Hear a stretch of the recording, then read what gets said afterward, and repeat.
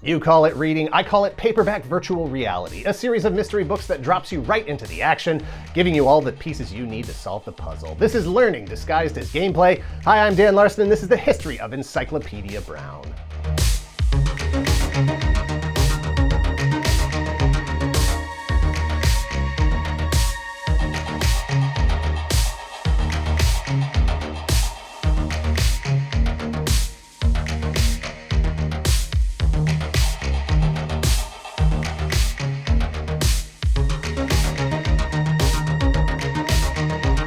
Thank you to KiwiCo for sponsoring this video. Go to kiwico.com/toygalaxy to get your first month free today. KiwiCo believes that the key to a better tomorrow is developing the skills to problem solve, innovate, and create. That goes for kids, that goes for all of us. KiwiCo's crates provide hours of entertainment and something to show for your investment and time.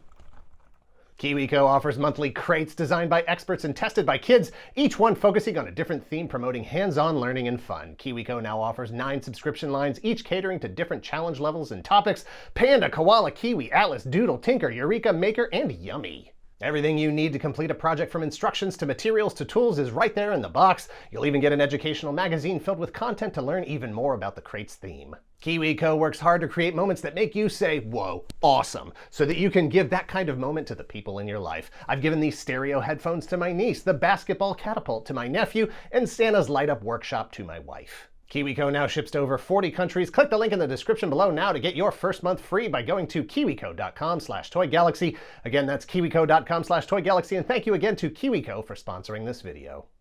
Encyclopedia Brown is the 10-year-old title character of a series of 29 mystery books written by Donald J. Sobol beginning in 1963, aimed at readers that are either the same age as Brown, or really anyone looking to escape to a reality where survival only asks that you have keen observational skills and a friend who can beat up all the bullies. 10-year-old Leroy Brown is the smartest kid in the fictional town of Idaville, Florida, and he puts his intellect to use for the good of the community with his own detective service operating from his parents' garage. For just 25 cents, he'll take any case, from validating the provenance of a Civil War sword to locating a missing penknife called Excalibur, a guard dog having a nervous breakdown, an exploding toilet, and a mysterious footprint that must have been made by Bigfoot. Or was it?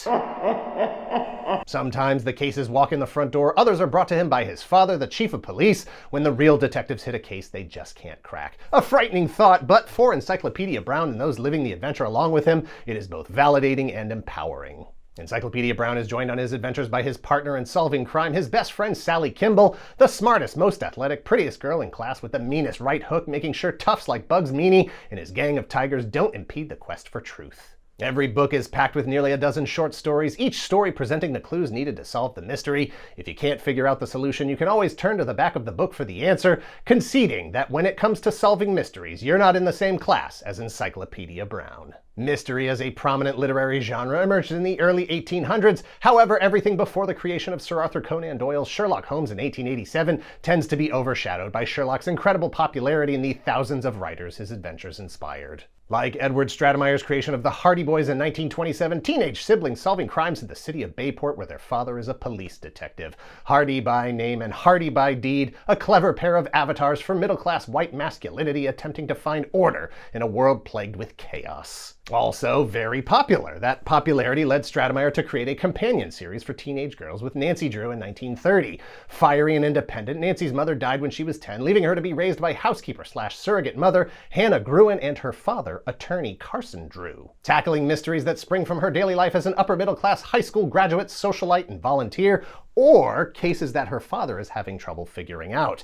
The Hardy Boys and Nancy Drew both fulfilling a teenage wish for independence, authority, and escape from the mundane into the world of mystery and adventure. 30 years later, Donald J. Sobol recognized that this idea had appealed to kids even younger than those that were reading the Hardy Boys and Nancy Drew. Sobol grew up in New York City and, after serving in World War II, graduated with a degree in English literature in 1948. It was there that he developed a love for writing and the confidence to turn it into a career. Encouraged by his creative writing professor, he sold a few pulp stories, then graduated to big-time New York City newspaper reporter. One day, while conducting research at the New York Public Library, he had a revelation inspired by chance. He requested 4 books that were being kept in the vast underground archive. 3 of the books that were brought back were the ones he wanted, but the 4th was a book filled with puzzles with the answers printed on the reverse side of the pages. Sobol saw his future. Snack-sized mysteries played like a puzzle with a solution on hand if the reader couldn't figure it out. He immediately began writing a syndicated newspaper column called 2-Minute Mysteries, each about 300 words long, or approximately 6 tweets. It honed his ability to quickly and efficiently conceptualize a puzzle and provide the pieces for the reader in an engaging way. The column, written for adult readers, was immensely popular, syndicated in newspapers in the US and around the world. Married with 3 kids in 1961, the city that never sleeps didn't suit the lifestyle that Donald and his wife wanted to provide for their kids. They packed up and moved to Miami, Florida, which offered a longer summer at better beaches. From there, he devoted all of his waking hours to writing. He spent 2 years on a variety of publications before taking the short-form mystery writing from 2-Minute Mysteries and targeting a younger audience. But once he started, it only took 2 weeks to deliver the first finished book. Like the 2-Minute Mysteries, the books were comprised of short mysteries that could be solved with the pieces included in the narrative. But if they proved to be too difficult, the reader could always look up the solution. These books featured a consistent main character, a boy detective. Sobol wanted to create a main character that was relatable and flawed, but also aspirational. Something that would make kids feel like the things they're capable of were valuable to their family, their schools, and their community. Sobol imagined a kid like any other kid, the same age as his intended audience, but one so smart with such a keen eye for observation that his reputation would transcend his given name. People wouldn't know him as Leroy Brown, they would know him as Encyclopedia Brown. What's an encyclopedia, you ask? Well, imagine if you printed out the first paragraph of the most boring Wikipedia pages on the internet and peppered in some black and white photographs of giraffes and steam engines. A set of 24 matching books packed with everything you could possibly want to learn about, written by people who could sustain their professionalism while they wrote the entry for Fart Machine. He picked Encyclopedia because it immediately communicated to readers that this kid was smart, a boy whiz, and Brown because it was only 1 syllable. Sobol set Encyclopedia Brown's adventures in a town called Idaville, named after his mother. A town with plenty of opportunity for puzzles, mysteries, and crimes of varying degrees,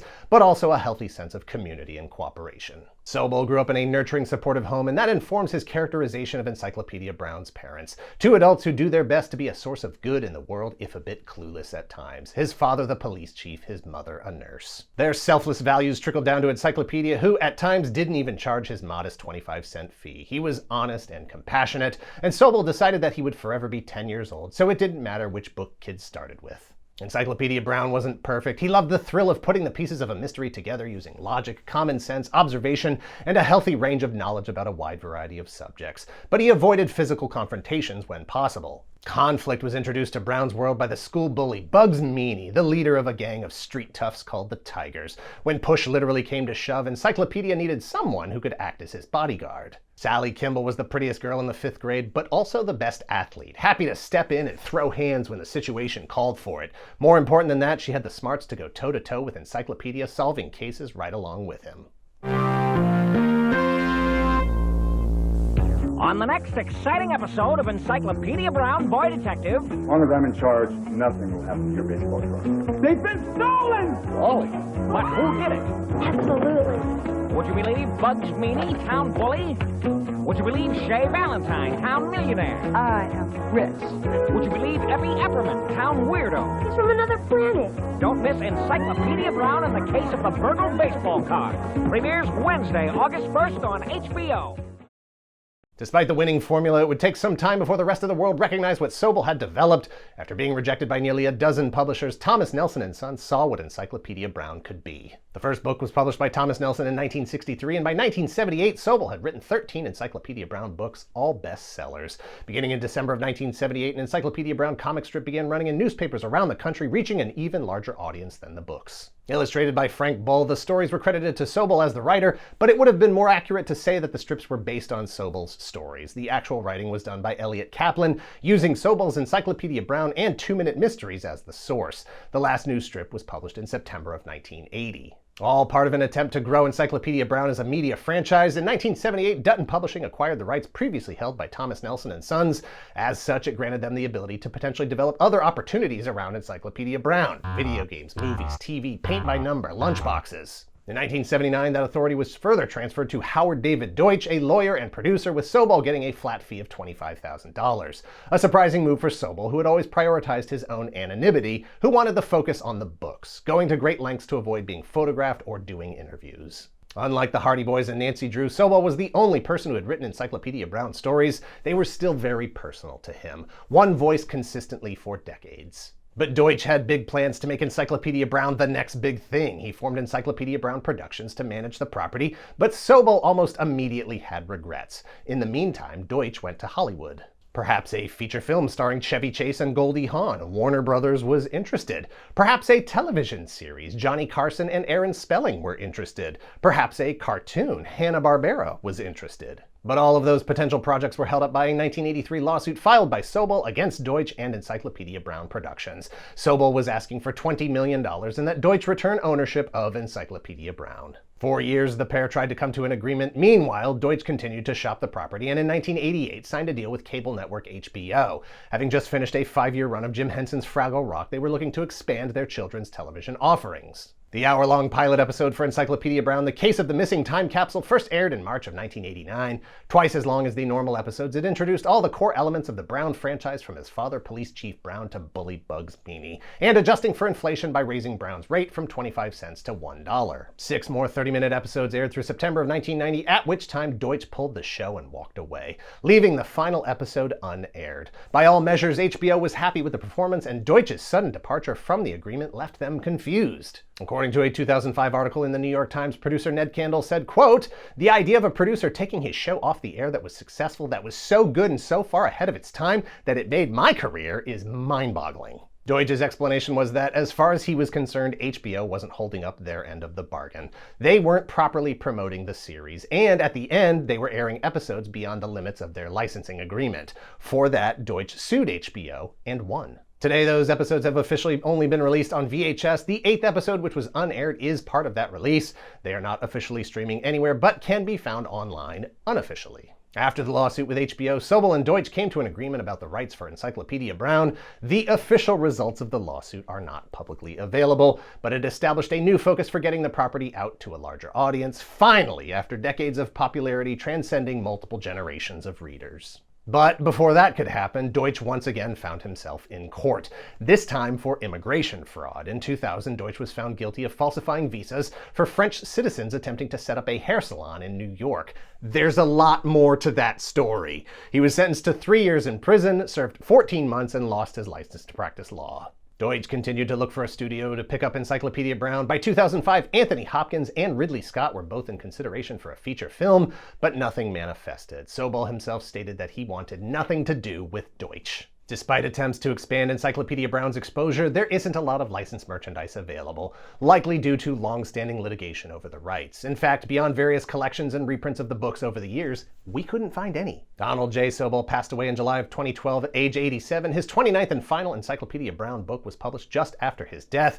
Unlike the Hardy Boys and Nancy Drew, he was the only writer of Encyclopedia Brown since the creation in 1963. Time will tell if any other authors will be allowed to tell Encyclopedia Brown's stories in the future. In 2013, The Hollywood Reporter reported that Warner Brothers was once again interested in getting Encyclopedia Brown to the big screen, this time potentially involving Roy Lee, the producer of the Lego Movie. As of this video, no further news was available. I was a huge Encyclopedia Brown fan for a while. Like, I remember picking up the book in like 5th grade and being like, oh, this guy's name is Donald, the author's name is Donald Sobol, and I was like, he must be good because he has my name. So I just happened to pick it up, and I was like, immediately just like, mysteries, yes, you know, these are awesome. Like, I love mysteries so much. The list of creators inspired by the work of Donald J. Sobol and Encyclopedia Brown is too long to list here. Certainly TV shows like Doogie Howser about a whiz-kid doctor, and movies like 2009's Mystery Team about a group of kid detectives on the verge of adulthood appeal to an audience that grew up with Sobol's books, building on that foundation. In 2020, Evan Morgan wrote and directed a movie called The Kid Detective starring Adam Brody as Abe Applebaum.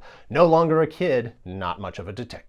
Taking its cues directly from Encyclopedia Brown, it imagines an alternate timeline where a character similar to Brown is traumatized as a child when his close friend Gracie Gulliver disappears. Neither he nor actual law enforcement are able to find her. 2 decades later, he's still running his detective agency, much to the dismay of his friends and family who wish he would just grow up. He's depressed, drinking, and doing drugs when fate calls on him to solve a murder. Morgan loved the idea of an older version of Encyclopedia Brown, unable to move on with his life, still doing the kinds of things he did when he was a kid that absolutely no one is impressed by anymore, and now having to deal with the crimes committed by terrible adults. The central irony was really exciting for me, and the comic potential of imagining an adult version of Encyclopedia Brown, and nobody thinks he's special anymore. Nobody's impressed when he, solves the small cases. I just thought that was great and so suggestive of not only a character and that character's kind of style and temperament, but also the world, that he is relying upon for so much of his identity. Encyclopedia Brown homages may be the closest we get for some time. Despite the book still being in print, there are now generations that have no nostalgic connection to his adventures or the books themselves. The Hardy Boys and Nancy Drew have maintained a pop culture presence and today are both featured in ongoing television series. The Hardy Boys first aired in the US on Hulu in December of 2020. Season 2 followed in April of 2022. Nancy Drew aired on the CW in 2019. It was renewed for its 4th and final season in March of 2022. It is possible that Encyclopedia Brown may be handled differently in the future than he has been in the past. It is possible that the success of the Hardy Boys and Nancy Drew will once again pave the way for the 10-year-old kid detective. It is also possible that it's just not meant to be for Brown, that his legacy is simply to be what he has been from the beginning, a snapshot of an idealized youth that Sobol himself dreamt about, where Brown never grows up and the town of Idaville, Florida never has to deal with the case of the disappearing cryptocurrency token.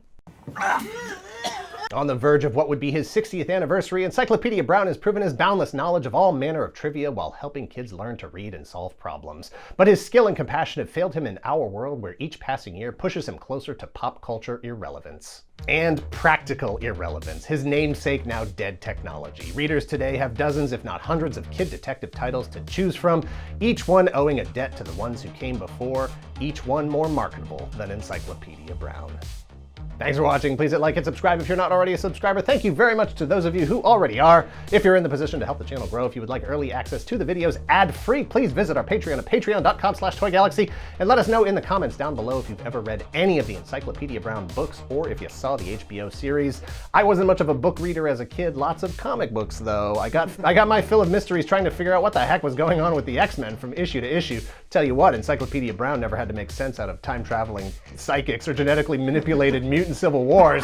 Wish I could have looked up the answers in the back of those books. Cut.